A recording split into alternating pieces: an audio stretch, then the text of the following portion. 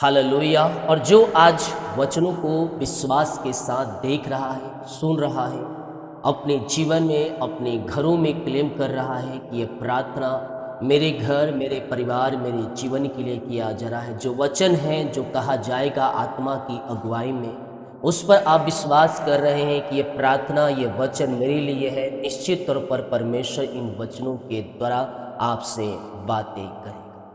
Hallelujah. विश्वास पे आधारित हम, विश्वास पे चल के ही मेरे पियो हम स्वर्ग जाएंगे। विश्वास से हमने जाना कि यीशु मसीह हमारे लिए मारा गया, गड़ा गया और मुर्दों में से जिंदा। और एक विश्वास हम पाते हैं अब्राहम का। हालेलुया। अब्राहम एक बुजुर्ग व्यक्ति था, लेकिन परमेश्वर ने जो उससे प्रतिज्ञाएं की, जो वादे किए, उन वादों पर संदेह, शक नहीं किया, अविश्वास में नहीं जिया, बल्कि विश्वास करके उन आशीषों को वह प्राप्त। रोमियो के 4 अध्याय के जब उसके हम देखते हैं, पहले अध्याय के, तो यहाँ अब्राहम का उदाहरण के बारे में हम पाते हैं। जब आगे पढ़ेंगे तो हम 13वें अध्याय से, 13वें वचन से विश्वास के द्वारा प्रतिज्ञा का मिलना हम पाते हैं। तो हम आज इसी में देखेंगे रोमियो 4 अध्याय के उसके 17 वचन से। जैसा लिखा है, मैंने तुझे बहुत सी जातियों का पिता ठहराया है, उस परमेश्वर के सामने जिस पर उसने विश्वास किया और जो मरे हुओं को जिलाता है और जो बातें हैं ही नहीं, उसका नाम ऐसे लेता है कि मानो वे है। उस निराशा में भी आशा रख कर विश्वास किया। अब्राहम का उदाहरण यहाँ पास विश्वास के द्वारा प्रतिज्ञा का मिलना। यहाँ पास कहता है उसने निराशा में भी आशा रखा। निराशा में भी एक आशा। बहुत से लोग निराशा में हताश और निराश हो जाते हैं और दुखी और परेशान हो जाते हैं, और निराशा में एकदम मतलब वो अपने आप को हीन समझना चालू कर देते हैं। तो हम जब निराश भी होते हैं, निराशा में भी हमें आशा खोजना है कि प्रभु मेरे लिए सब कुछ पूरा करेगा। तो हमें निराशा में भी एक आशा रखना है, विश्वास रखना है, इसलिए कि उस वचन के अनुसार जो तेरे वंश ऐसा होगा, बहुत सी जातियों का पिता हो। वह जो 100 वर्ष का था, अपने मरे हुए शरीर से और सारा के गर्भ की मरी हुई सी दशा जानकर भी विश्वास में निर्बल ना, विश्वास में वो कमजोर नहीं हुआ। वह 100 वर्ष का था, मरे हुए शरीर और सारा की गर्भ मरी हुई सी दशा था, लेकिन परमेश्वर ने उसे क्या किया? उसे आशीष दिया बच्चे को। किसके द्वारा? विश्वास के द्वारा। जिस परमेश्वर ने इसे आशीष दिया, सारा के गर्भ को मरी हुई दशा से उसे आशीष दिया, तो परमेश्वर आपको भी आशीष देगा। जिसके पास बच्चे नहीं है, विश्वास करें, परमेश्वर आपको दे रहा है। हालेलुया। यहाँ कहता है 100 वर्ष का था, अपने शरीर मरे हुए से, अपने मरे हुए शरीर और सारा की गर्भ की मरी हुई की सीधा सजान कर भी विश्वास में निर्बल ना हुआ और ना अविश्वासी होकर परमेश्वर की प्रतिज्ञा पर संदेह किया। बहुत से लोग धोखा खा जाते हैं, आशीष से वंचित हो जाते हैं। संदेह और शक वाली आदत शैतान का सबसे बड़ा हथियार क्या है? संदेह और शक वाली आदत उसका सबसे बड़ा हथियार। आपको आशीषों से वंचित करेगा, चंगाई से वंचित करेगा, आगे बढ़ने से वंचित करेगा, उद्धार और छुटकारा पाने से वंचित करेगा। क्या? संदेह और शक वाली आदत। पवित्र आत्मा बातें करता है, शैतान भी बातें करता है, लेकिन हम ये पकड़ेंगे कैसे? हम ये जानेंगे कैसे कौन सी बातें शैतान की है, कौन सी बातें पवित्र आत्मा की है, कौन सी बातें परमेश्वर हमसे कहना चाहता है? मैं अक्सर कहता हूँ, जो बातें परमेश्वर के विरुद्ध में, जो बातें परमेश्वर की पाप की ओर ले जाता है, जो बातें नुकसान की ओर ले जाता है, जो बातें हमें झूठ की ओर ले जाते हैं, वह शैतान के द्वारा होते हैं। क्योंकि परमेश्वर कभी भी अपने लोगों को गलत काम करने के नहीं बोले। परमेश्वर कभी भी अपने लोगों को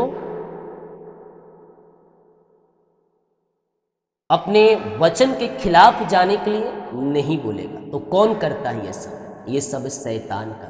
हम यही बातों के द्वारा हम पकड़ सकते हैं कौन सी बातें शैतान की है और कौन सी बातें परमेश्वर की, कौन सी अगुवाई परमेश्वर कर रहा है और कौन सी अगुवाई शैतान कर रहा है। मान लीजिए एक व्यक्ति सोच रहा कि मैं जाकर नदी में कूद जाऊँ, मैं कुएं में कूद जाऊँ, मैं अपने आप को नुकसान पहुँचाऊँ, तो क्या यह परमेश्वर करता है? परमेश्वर तो प्रेम करता है, जीवन देने के लिए आया। तो क्या एक परमेश्वर जो हमसे प्रेम किया वो हमें नुकसान बोलेगा तो जा तो कुएं में कूद जा? तो फिर किसका चाल है? यह शैतान का चाल है, क्योंकि शैतान को ये सब करने में मजा आता है। तो आप इस प्रकार से बातों को मिलान करके आप यह पकड़ सकते हैं। बहुत से लोग कहते हैं कि पवित्र आत्मा अगुवाई कैसे करता है, परमेश्वर अगुवाई कैसे करता है। हालेलुया। अगुवाई मतलब बातें बताना। तो ये बातें हम जान सकते हैं कि कौन सी बातें परमेश्वर कह रहा है और कौन सी बातें शैतान कर रहा है। क्योंकि परमेश्वर बातें करता है तो शैतान भी आपके कान में आकर भुनभुनाएगा, और ठीक उसी प्रकार जिस प्रकार से परमेश्वर की आवाज आती, लेकिन दोनों में अंतर हो। एक जो शब्द होगा वो आशीष की ओर ले जाए, जो भलाई की ओर ले जाए, जो शांति की ओर ले जाए, जो आशीष चंगाई और छुटकारे की ओर ले जाएगा, जो स्वर्ग ले जाएगा। दूसरा आवाज रहेगा जो आपको नरक की ओर ले जाएगा, जो आपको नाश करने की ओर ले जाएगा, जो आपको बीमारी की ओर ले जाएगा। तो जब आप शैतान के बातों में आते हैं तो आप उसके चंगुल में फंस जाते हैं। हालेलुया। और सबसे बड़ा हथियार है संदेह। लेकिन अब्राहम ने क्या किया? जो परमेश्वर प्रतिज्ञा उसे दी थी उस पर वह अविश्वासी नहीं बना, बल्कि उन वचनों पर विश्वास योग्य बह रहा, उन प्रतिज्ञाओं को रिसीव किया, क्लेम किया, तब जाके वह आशीष का वारिस हो। और ना अविश्वासी होकर परमेश्वर की प्रतिज्ञा पर संदेह। परमेश्वर का वचन जीवित है। ये हर एक वचन में परमेश्वर हमसे बातें करता है। ये वचन जीवित वचन, ये वचन आशीष देने का वचन, ये वचन हमें स्वर्ग ले जाने का वचन है। अगर जब इसमें तुम विश्वास करोगे तो तुम आशीषमय होते जाओगे, तुम बढ़ते जाओगे, फलते जाओगे, और आशीष पे आशीष ये वचन के द्वारा तुम पाओगे, और शत्रु की सारी चालें तहस नहस करोगे, और शैतान की सारी युक्तियों को, उसके सारे जलते हुए तीरों को तुम बुझाते जाओगे, जब तुम परमेश्वर की प्रतिज्ञा पर विश्वास योग्य बने रहोगे। हालेलुया। तो अब्राहम परमेश्वर की प्रतिज्ञा पर संदेह नहीं किया, ना अविश्वासी बना, बल्कि उसने विश्वास किया कि परमेश्वर प्रतिज्ञा जो मेरे साथ किया है वो पूरा करेगा। निश्चय जाना कि जिस बात की उसने प्रतिज्ञा की है वह उसे पूरा करने में भी सामर्थी है। इस कारण यह उसके लिए धार्मिकता गिना गया, और यह वचन विश्वास उसके लिए धार्मिकता गिना गया। ना केवल उसी के लिए लिखा गया है, वरन हमारे लिए भी, जिनके लिए विश्वास धार्मिकता गिना जाएगा, अर्थात हमारे लिए जो उस पर विश्वास करते हैं, जिसने हमारे प्रभु यीशु मसीह को मरे हुए में जिलाया है, वह हमारे अपराधों के लिए पकड़वाया गया और हमारे धर्मी ठहरने के लिए जिलाया भी गया है। तो हमें क्या करना है? जो वचन, जो प्रतिज्ञाएं हमें प्रभु यीशु मसीह ने दिया है उस पर हम विश्वास करना है। परिस्थितियां चाहे किसी प्रकार की क्यों ना हो, विश्वास योग्य बह रहना। मैं अक्सर कहता हूं, जैसा आपका विश्वास होगा वैसे ही आशीष आएगी। हालेलुया।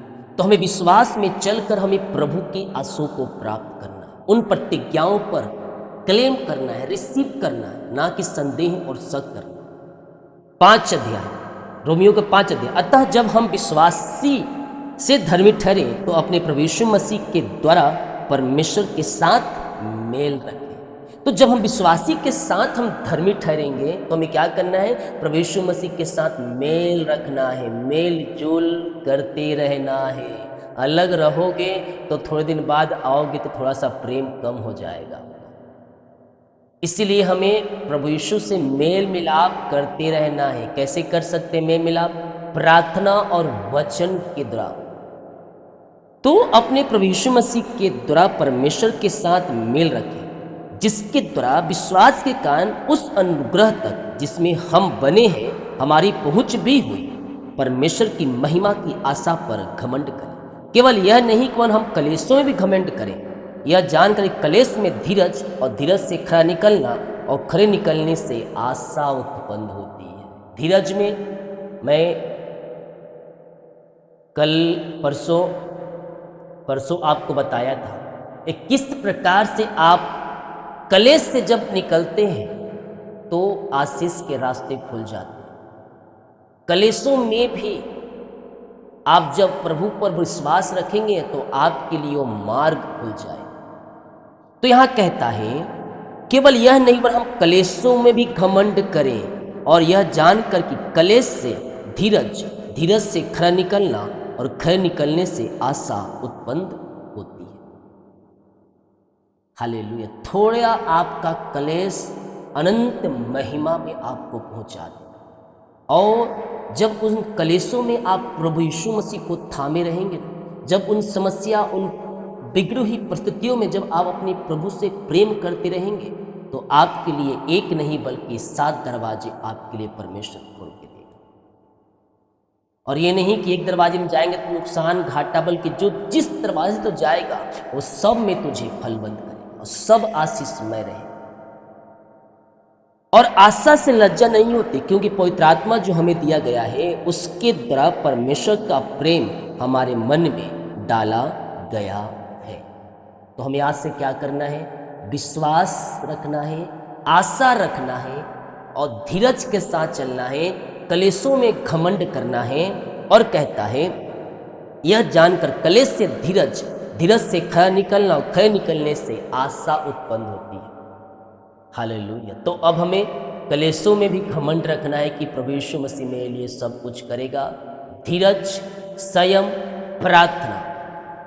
मैंने कहा ना, जो मैंने कुछ दिन पहले से आपको कहते आत्मा का 9 फलों पर ही ये बाइबल आधारित है। 9 फल जब आपके अंदर आ जाएगा तो ये वचन आप समझते जाएंगे, प्रभु आपको समझाएगा। मसीह में आगे बढ़ने के लिए, उसके वचन में बने रहने के लिए आत्मा का 9 फल जब रहेगा, देखिए धीरज आत्मा का 9 फल में है, संयम आत्मा के 9 फल में है। हालेलुया।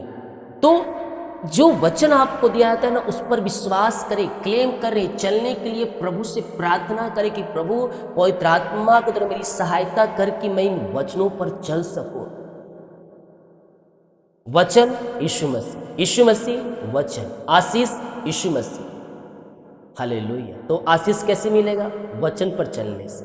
वो कहता है जो मुझसे प्रेम करेगा मेरे वचन से प्रेम करेगा, और जो वचन से प्रेम करेगा मैं उससे प्रेम करूंगा और पिता उससे प्रेम करेगा। तो जो मुझसे प्रेम करता है इन वचनों से प्रेम करता है और मैं उसे स्वर्ग राज्य में स्थान दूंगा। तो सब खेल वचन का है। वचन को थामे रहिए, विश्वास योग बने रहिए और प्रभु यीशु मसीह के पीछे चलते रहिए। वो आपको अपनी आंसुओं से भरपूर करेगा। जितने लोग कमेंट बॉक्स में डाले प्रार्थना रिक्वेस्ट, आप सभी के लिए प्रार्थना।